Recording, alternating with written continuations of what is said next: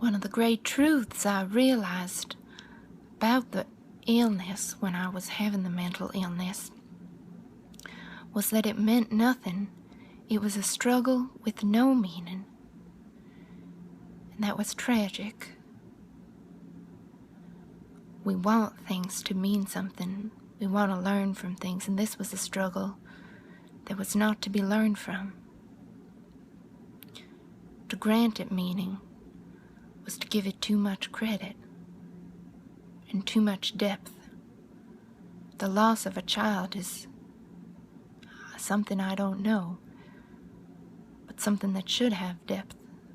This was a meaningless struggle. And yet there has been meaning, I've found later. The meaning was something the way I grew up around the illness, the moments of strength that occurred in resistance to the illness, and so by virtue of that, the illness has shaped me. I always hated the saying, "What doesn't kill you makes you stronger," because it seemed I had a clear example of something that just made me weaker, that made me less.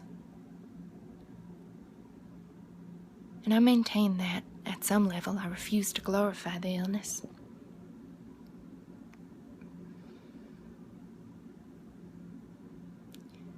It taught me how to love my husband. And when it was gone, there was not as much left between us. That was a great tragedy.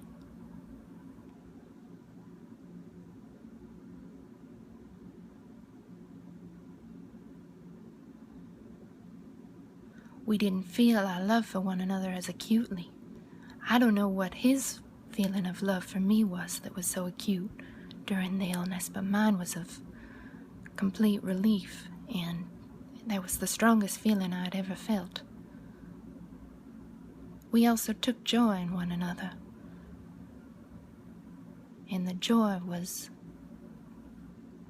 every moment of joy was so precious. When joy became closer to the baseline, it was harder.